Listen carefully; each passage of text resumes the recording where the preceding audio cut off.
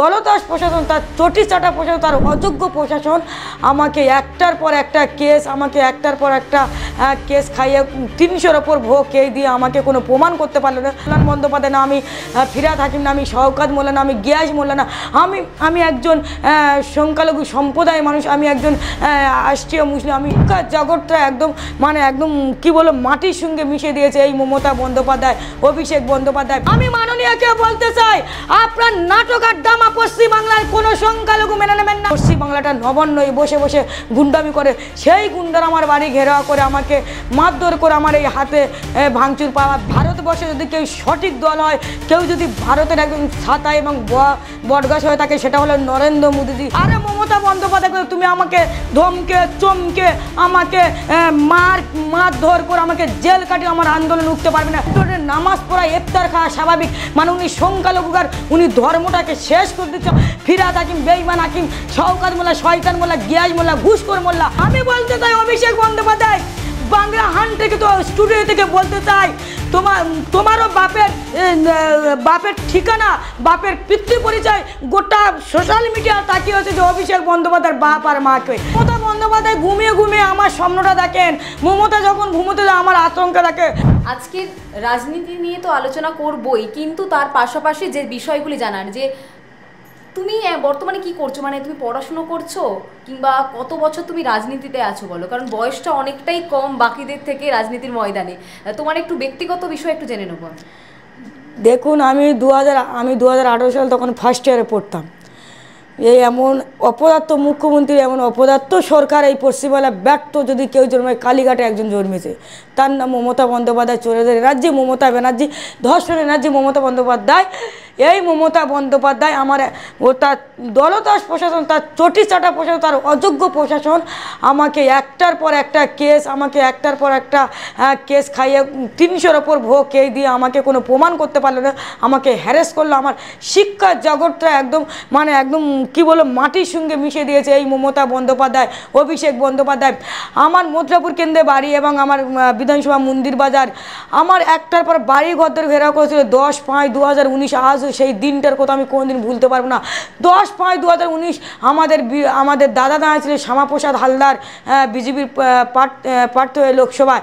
তখন আমার বাড়ি ঘর 3000 কিছু দুষ্কৃতী এবং গুন্ডা বদমাইশ। মমতা বন্দ্যোপাধ্যায় যেমন গুন্ডা রাজ চলছে পশ্চিমবাংলাটা নবান্ন বসে বসে গুন্ডামি করে, সেই গুন্ডার আমার বাড়ি ঘেরাও করে আমাকে মারধর করে আমার এই হাতে ভাঙচুর পাওয়া। বিভিন্ন খিস্তি, আমি সেই খিস্তি কাউকে বলতে পারবো, কেন আমি তো তৃণমূলের মতো কল্যাণ বন্দ্যোপাধ্যায় না, আমি ফিরহাদ হাকিম না, আমি শওকত মোল্লা না, আমি গিয়াস মোল্লা না, আমি একজন সংখ্যালঘু সম্প্রদায়ের মানুষ, আমি একজন রাষ্ট্রীয় মুসলিম। আমি তো ওইভাবে নোংরা বলতে পারি না। আমার একটার পর একটা খুন, একটার পর একটা বিভিন্ন আমার ওপর মিথ্যে কেসে। রাজনীতিতে কবে থেকে? আমি 2018 সালের পর থেকে আমি রাজনীতিতে, আমার পরে আমার একটার পর একটা হামলা এবং আমার ওপর মিথ্যে কেস। শুধু তাই না, আমার বাড়ি ছাড়া করেছিলেন এই তৃণমূল গুন্ডা বদমাশ, আমাকে ইট পছন্দ। তুমি বলছি, তোমার বাড়ির কেউ কি রাজনীতির সাথে সরাসরি ভাবে যুক্ত রয়েছে? আমার বাড়ির সবাই রাজনীতিটা করেন, কারণ আমার বাড়ি ভালোবাসে রাজনীতি। আমার বাড়ি তারা তো জানবে যে ভারতবর্ষে যদি কেউ সঠিক দল হয়, কেউ যদি ভারতের একজন ছাতা এবং বটগাছ হয়ে থাকে, সেটা হলো নরেন্দ্র মোদীজি। জানা এই নরেন্দ্র মোদীকে পরিবার আপনার প্রথম থেকে বিজেপি করছে, বাড়ির লোকজন পরিবার তো প্রথম থেকে বিজেপির সাপোর্ট বলে, তাই তৃণমূলের নেতা এবং গুন্ডা বদমাইশ গুন্ডারাজ চলছে এই পশ্চিমবাংলা। এবং আমার দাঁতপুর থেকে যারা আমাকে অত্যাচার করেছে, অত্যাচারের সীমানি যে আমি বলে আপনারা লিখলে ইতিহাসের থেকে আরও বেশি। আপনি 28 দিনের বেশি সময় ধরে জেল খেটেছেন শুনলাম। আপনার বাড়ি ঘেরাও করা হয়েছিল এক সময়, অনেকটা ছোট ছিলেন তখন, কলেজে পড়তেন, বাড়ি ঘেরাও করা হয়েছে, আপনার হাত পাতে চোট রয়েছে, এখনো পর্যন্ত চিহ্নগুলি দেখতে পাচ্ছি। নবান্ন অভিযানেও দেখা গেল যে আপনার হাত ভেঙে দেওয়া হয়েছিল। কবে থেকে শুরু হয়েছে এই যে বাড়ি ঘেরাও করা বা আপনার উপর থ্রেট দেওয়া বারবার? কারা করছে মূলত?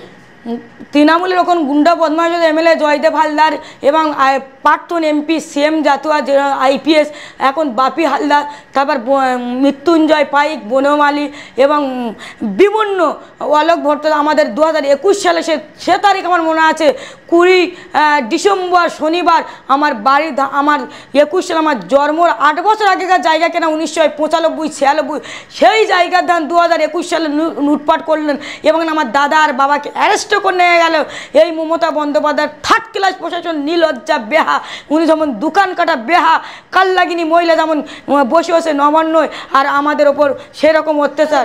এত ক্ষোভ কেন আপনার শাসক দলের প্রতি? মমতা বন্দ্যোপাধ্যায় বলেন যে সংখ্যালঘু দরদি, ফিরহাদ হাকিম মেয়র আপনাদের কথা এত ভাবছে, এত স্কিম নিয়ে আসছে, আমরা ঈদে দেখতে পাচ্ছি যে রোজা রাখা হচ্ছে, রেড রোডে নামাজ পড়া হচ্ছে, তারপরেও কেন মমতা বন্দ্যোপাধ্যায় কিংবা শাসক দলের প্রতি এত ক্ষোভ আপনি দেখাচ্ছেন? মমতা বন্দ্যোপাধ্যায়কে বলতে, উনি তো আম মন্দির যখন আমাদের নরেন্দ্র মোদী যে উত্তরপ্রদেশে করেছে, মমতা বন্দ্যোপাধ্যায় ঘিনাইতে একটা করলেন জগন্নাথ মন্দির, আর জগন্নাথের মাথায় বাস বসে ওই বাসটা ফিরহাদ হাকিম অরবে বেঈমান হাকিম মুসলিমের জন্য কিচ্ছু করেন না। কই মুসলিমের জন্য একটা মাদ্রাসা না, একটা মসজিদ না, একটা ঈদগার মাঠ উনি করতে পারলেন না। আর উনি ওখানকার প্রসাদনের সংখ্যালঘুর কাছে ওটা তো রোজা এবং ওয়েট রোডের নামাজ পড়া ইফতার খাওয়া স্বাভাবিক, মানে উনি সংখ্যালঘুকার উনি ধর্মটা শেষ করে দিচ্ছে। আমাদের মতো কয়েকজন বেঈমান বিশ্বাসঘাত, ফিরহাদ হাকিম বেঈমান হাকিম, শওকত মোল্লা, শয়তান মোল্লা, গিয়াজ মোল্লা, ঘুষখোর মোল্লা এবং হুমায়ুন কবি, হনুমান কবি, এদের মধ্যে কয়েকজন বিশ্বাসঘাত জন্য আমাদের ইসলাম ধর্মটাকে শেষ করে দিচ্ছে। যেমন মুখ্যমন্ত্রী উনি কোনো ধর্মের মধ্যে নয়, উনি একজন পশু।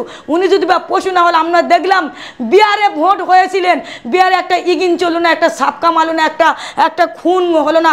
আর পশ্চিমবাংলা মিশিয়ে যদি কলেজ ভোট এবং স্কুল ভোট যদি হয়, তাবান্নার মতন কত মার কোল খালি হয়, তাবান্নার মতন, অভয়া দিদির মতন কত মা হাহা করতে, কত মা চিতার পাশে কাঁদছেন, কত মা কর্মস্থানে। আমি সেই মমতা বন্দ্যোপাধ্যায়ের নাটক এবং মমতা বন্দ্যোপাধ্যায়ের অভিনয় নাটক সব পশ্চিমবাংলার মানুষ বুঝতে পেরেছে। এসআইআর হচ্ছে গোটা ভারতবর্ষ জুড়ে 12খানা রাজ্য, তার মধ্যে 11খানা রাজ্যই কারোর মাথা ব্যথা করেন না, কারোর চুলকুনি হয় না। মমতা বন্দ্যোপাধ্যায় যত মাথা ব্যথা চুলকাচ্ছে, আর আবার কখনো কখনো বলতে স্টে করো, আর স্টে কিসের করবো? আমাদের একটা করে কেস মিথ্যে কেসে ফাঁসিয়ে দেয় এই মাননীয়। তখন আমরা বিভিন্ন, আমার 300-র ওপর কেস, তখন আমরা বিভিন্ন, যেমন আর্জি করে 294 আমার নামে ফাইল করেছিলেন এই মাননীয় মুখ্যমন্ত্রী। শুধু তাই নয়, 210টা পুলিশ এবং রাজ্য র্যাব সহ আমাকে বাড়ি থেকে টানতে সেই কয়লা ভাইপার এরিয়ায়, সেই ক্রিমিনাল, সেই মাস্তান, সেই জাঙ্গিরে এরিয়ায় আমাকে নিয়ে চলে গেছে। সেখানে আমার উপর যা অত্যাচার করেছে, সে অত্যাচারের আমি কি বলবার, সেখানে আমি আর সে কথা বললে মানে একটা ইতিহাস। এই মাননীয় খালি বলে স্টে, তাহলে আমি বলতে চাই আমাদের একটা করে কেস আমরা বিভিন্ন কোর্টে যাই, গিয়ে আমি সেটাকে স্টে করি। আর তাহলে মাননীয় কি ভারতবর্ষের সঙ্গে এবং আমাদের মাননীয় নির্বাচন কমিশনের সঙ্গে স্টে করতে চাচ্ছে? আবার বলছে মাটার। আমি মাননীয়কে বলতে চাই, আপনার নাটক আর ড্রামা পশ্চিমবাংলার কোনো সংখ্যালঘু মেনে নেবেন না। আপনার আদরের ভাই, আপনার আদরের সেই লালু প্রসাদের ছেলে আপনার সেই সংখ্যালঘু নামে চির বিদায় দিয়ে দিয়েছেন। আর আপনার প্রশান্ত কিশোর হেডমাস্টার, বাঙালি চাকরিদার এবং সাধারণ বাড়ির পরিবারের গরিব খেটে খেকো মানুষ এবং কৃষক মানুষের লাখ লাখ টাকা নিয়ে তো চাকরি দিয়ে বলে চাকরিটা দিতে পারল না।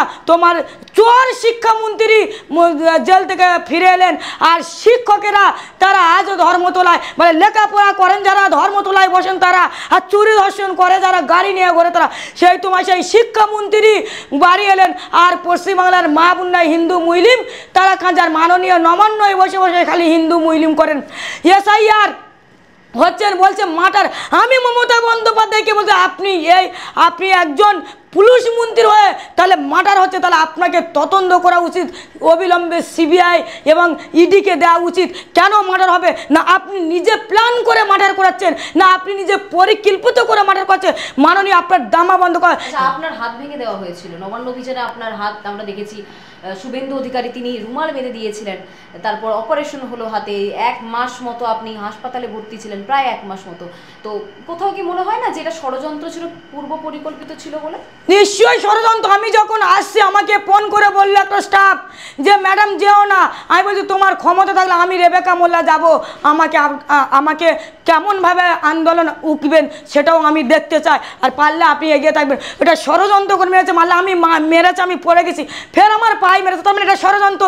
মমতা বন্দ্যোপাধ্যায় ভাবছেন যে এই রকম সংখ্যালঘু, এই রকম জনপ্রিয় নেত্রী, এই রকম সাধারণ ঘরের মেয়ে, এই রকম ইসলাম ধর্মের মেয়ে যদি বা মাঠে নামে তাহলে আমার খেলা ধরতে পেরেছে, আমার মিথ্যে ধরতে পারে। মানে তৃণমূল মানে কোনোদিন চাকরিও দিতে পারবেন না, তৃণমূল মানে কোনোদিন শিক্ষিত করতে পারবে না। তৃণমূল মানে কোনোদিন কলকারখানা আনতে পারবে না। তৃণমূল মানে চোর। এই চোরের হানিকে অবিলম্বে আমরা বিদায় দেবো। আর আমি পশ্চিমবাংলার সংখ্যালঘু, আমি একজন। আপনি বললেন যে নবান্ন অভিযানে যখন আপনি যোগদান করতে এসেছিলেন তখন আপনাকে ফোন করা হয়েছিল, আপনাকে বলা হয়েছিল যাতে আপনি যোগদান না করেন নবান্ন অভিযানে। তো সেক্ষেত্রে মানে এটা বলা যায় কি যে তৃণমূলের চিন্তার কারণ হয়ে উঠছে সংখ্যালঘুরা, সেই সংখ্যালঘুর মধ্যে আপনিও রয়েছেন, রেবেকা মোল্লা। কারণ মমতা বন্দ্যোপাধ্যায় ঘুমিয়ে ঘুমিয়ে আমার স্বপ্নটা দেখেন। মমতা যখন ঘুমোতে যায় আমার আতঙ্ক থাকে, আর তৃণমূলের বন্দুকের কাছে আমি একজন কাঁটা। তাই মমতা বন্দ্যোপাধ্যায় আমার জন্য ভয় পাচ্ছে যে যাতে ওকে আটকাতে হবে, ওকে মুখ বন্ধ করতে হবে। আরে মমতা বন্দ্যোপাধ্যায়, তুমি আমাকে ধমকে চমকে আমাকে মারধর করে আমাকে জেল কাটিয়ে আমার আন্দোলন উঠতে পারবে না। তুমি যত জেল কাটাবে, যত আমার আক্রমণ করো, আমি তত রেবেকা মোল্লা বেড়ে যাবো। আমি প্রথমে দিয়েছিলাম বাংলা হান্টকে, আমি সর্বপ্রথম তাকে নমস্কার দিই। এই বাংলা হান্টের জন্য আমার গোটা মিডিয়াও চিনতে পেরেছে, গোটা পশ্চিমবাংলার লোক কম বেশি আমাকে চিনছে। আমি তাকে বলতে চাই, মমতা বন্দ্যোপাধ্যায় এই দুষ্কৃতী, এই গুন্ডা বদমায়েশ, উনি বলছে খুন আর মার্টার। আমি বলতে চাই যে বাঙালিগার চাকরি দেবার নাম করে লাখ লাখ টাকা নিয়ে সেই প্রশান্ত কিশোর ওনার তৃণমূলের হেডমাস্টার মানে কয়েকশো কোটি টাকা নিয়ে বিহারে দিয়েছিলেন। আর বিহারের মানুষ ওনাকে উৎখাত করে দিতে জানে। এর মতন দর্শনকারী প্রশান্ত কিশোরের মানে উনি প্রশান্ত কিশোরের নাটক এবং বুদ্ধিটা নিয়ে চলেছিলেন। 21-এ পা ভাঙলো এবং 24-এ মাথা ফাটালো। মাথা আর পা ফেটে কোনো লাভ হবে না। সংখ্যালঘুরা বুঝতে পারে তারা ভারত মায়ের সন্তান। বলে ভারত মোদের দেশ রে ভাই, ভারত মোদের দেশ। আর এই দেশেতে মনের সুখে থাকবো মোরা বেশ। দেশের বাতায় দেশের আলো, আমরা সবাই বাসবো ভালো। আর দেশের মাটি করবো মোদের সকল দুঃখে সে। তারাও বুঝতে পেরেছে মমতা বন্দ্যোপাধ্যায় কত বড় অপদার্থ, কত বড় নীলজ্জা, কত বড় বেহা, কত বড় দোকান কাটি। আমি প্রতিটা সংখ্যালঘুকে আহ্বান জানাচ্ছি, আপনারা সামিল হন এবং বিজেপিকে ভোট দিন। এই 26-এ এই মমতা বন্দ্যোপাধ্যায় 2011 সালে সিঙ্গুরার নন্দীগ্রামকে দোষত্ব দিয়ে তাদেরকে চির বিদায় দিয়েছে। আর 26-এ এসআইএনে মমতা বন্দ্যোপাধ্যায়কে চির বিদায় দিয়েছে। আপনারা সামিল বিহারের সংখ্যালঘুরা, সেখানে তো এসআইআই হয়েছিল, সেই সংখ্যালঘুরা জেআরে ভোট দিয়ে বিজেপিকে এবং 200-র ওপর সিটে জোটে নীতিশ কুমারকে জয়যুক্ত করে এবং দিল্লি থেকে পাঠালেন। আর আমি এই পশ্চিমবাংলার সংখ্যালঘুর আহ্বান জানাই, তোমরাও সবাই একজোট হয়ে এই মমতা বন্দ্যোপাধ্যায়ের মানে পরিকল্পিত উকে দাঁড়া এবং জল লেগা। এই মমতা বন্দ্যোপাধ্যায়ের জন্য কারোর জন্য সুবিধা না। পিসিআর ভাইপো বলে পিসি আছে ছেলে নাই, আর ভাইপো আছে মা নাই, আর ধর্ষণকারী আছে প্রশাসনিক বিচার নেই, আর ভাতা আছে চাকরি নাই। এই মমতা বন্দ্যোপাধ্যায় যতদিন থাকবে পশ্চিমবাংলার কোনো মা বোনেরা সুরক্ষিত না। নাহলে উনি বলেন কি করে যে কুমারী ধর্ষিত 30,000, বেলা ধর্ষিত 20,000, পুরোপুরি ধর্ষণ ছিল। তাহলে ওনার যদি বা বিয়ে হয়নি তাহলে ধর্ষণটা করে।